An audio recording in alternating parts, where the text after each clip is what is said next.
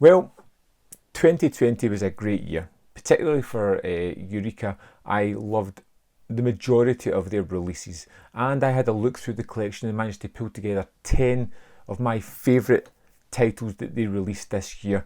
And I'm going to go through them now from 10 to 1, my ultimate favourite of everything that they released. So, first up for me is Criss Cross, a noir movie starring Burt Lancaster. This was, first of all, the transfer was ridiculously amazing. I utterly loved the way this looked.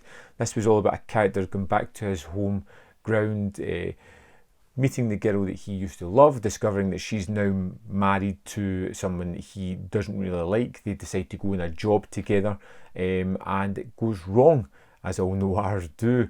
But I think Lancaster's character is absolutely brilliant, great portrayal. I think the robbery is exceedingly tense. I love the kind of conceit of going back and retelling the story before catching up with the robbery, and continuing on from there to the very dark ending, and just a wonderful movie.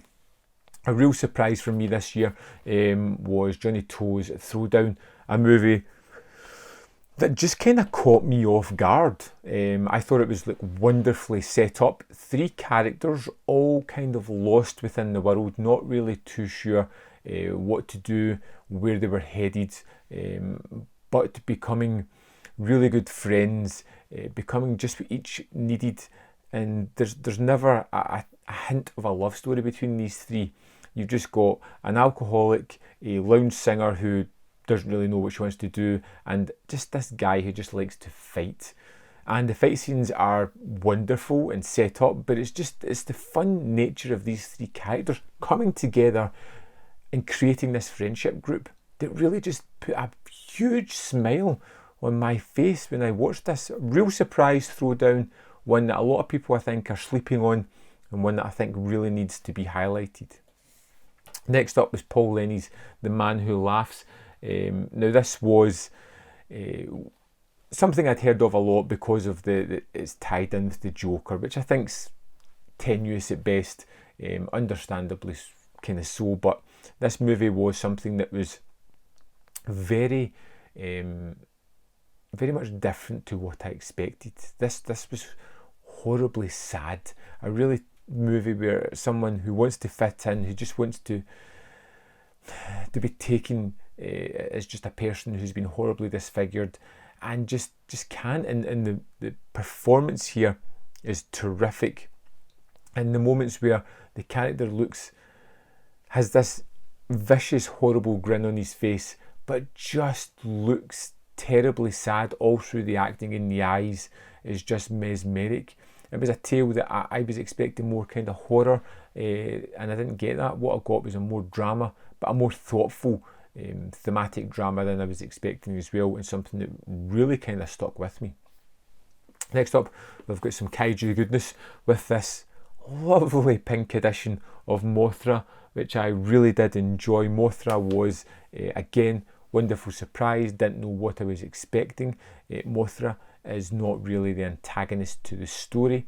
I loved the idea of the 2 little women, which I didn't know a thing about, but I found their song especially to be something that stuck in my head for downright weeks, and I think I've just got rid of it, and now it's just back in my head because I'm talking about it.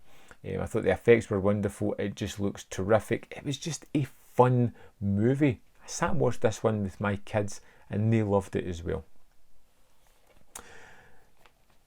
Next up, we have The Bride with White Hair. Now, this was a really stylised, violent romance.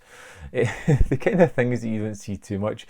When it delves into its action set pieces, they are wild. The direction is really kinetic and strange and fitting for the storyline. The antagonists, the conjoined twins, are downright chill-inducing and just horrible people. I loved the connection between the 2 main characters and their willingness to give up these lives of torture and pain that they deliver on people because they just want to enjoy each other and live their life and can't do it. One movie that I didn't know anything about again, and I just utterly loved. First watch, fell in love with the movie, and that was The Specialists. I thought Johnny Halliday was absolutely tremendous in the main role here. I loved the locations on this one. Very different for a Western, being in the hills and being very brown and mucky a lot of the time. I loved the relationships between a lot of the characters here. It's basically a guy riding into town to figure out what happened to his brother, who double-crossed him and why, and he's a take no prisoners type of character. And I just even thinking about him, the whole look with the chainmail is wonderful. The interplay with the town sheriff is delightful. It's just such a fun movie that for the last 5 minutes gets a little bit too bonkers, but I don't mind. I'm still willing to go with it. Next up, number 4, we're getting there, is the Buster Keaton Volume 2 set. Now, there was 2 Buster Keaton sets released this year. I decided to pick one for my list, and I picked this one simply because the movies I feel are better on this, but the extras on the other set are far more rewarding. Now, this involves 3 movies: The Navigator, 7 Chances, and Battling Butler. And I feel that they get better as the movies go on. Starts off good, ends up great. And I had a whole lot of fun with these movies, particularly 7 Chances and the whole amount of extras of brides in that one, which was just stunning. And as usual, the extras on this were absolutely fantastic and just tremendous. On to another kind of box set that came out was the Bela Lugosi Edgar Allan Poe set. You know, that's number 3 in my list. It's high up there. I loved Murders in the Rue Morgue. I watched it 3 or 4 times, all different cuts of it. I just found it immense, really rewarding. The Black Cat was great, as was The Raven. All 3 amazing movies. If you didn't pick this up, I was raving about it at the time when I did my reviews for it. I thought it was wonderful, great performances, really quick and easy to watch movies that surprisingly had a lot to say in them as well. Now, I got to my last 2 titles of the year, and I'm kind of dithering about which to go as my favourite. And I think I'm going to go with number 2 just now, Kwaidan. I had long heard about this one, and I was longing to see it. I really was, and finally getting this limited edition from Eureka was wonderful. And this is an anthology horror movie by Kobayashi, and it is beautiful. It is absolutely stunning, and the transfer here just lets the colours pop and the movie jump out, and it's really just an enveloping, wonderful movie. Something very, very different, and although it's steeped in horror, it's more cerebral. It gets under your skin. It makes you think a little bit about what you're seeing. You get engaged with many characters throughout this, and the effects are really tremendous and wonderful as well. And just a complete awestruck movie. One that lived up to the hype, which is so rare that you actually get movies that live up to how well they've been portrayed, but I utterly loved it. Now, my number 1 movie was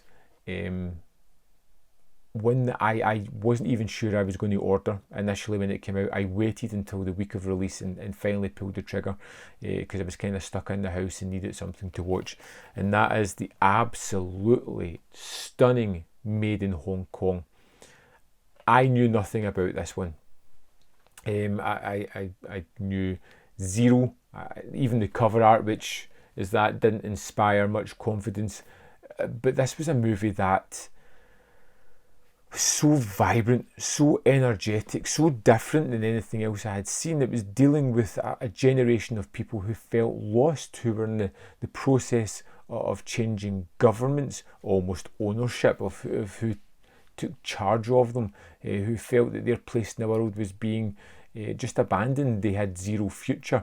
You're introduced to the character of Mid-Autumn, this kind of delinquent who has no purpose in life, doesn't want to get a job, doesn't need to get a job, doesn't really see why he should, feels out of place, discovers somebody, a similar connection, who kind of sparks some interest in him, a little bit of life in him.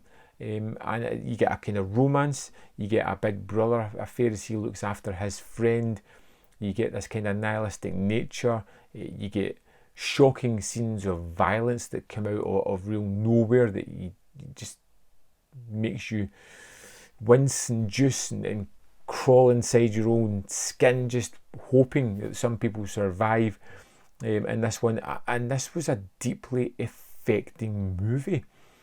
The kind of thing that makes you want to be a movie fan. You know, you put something on and instantly you're transported into a world, a place, and everything about it is just deeply affecting. I love that kinetic filmmaking style that it has here. The low budget kind of aesthetic works wonders with the story that it's telling, and it's a movie that should not be missed out. I believe it's the film of the Masters of Cinema collection this year. It's that good a movie. So there we have it. Oh, my 10 favourite Eureka releases.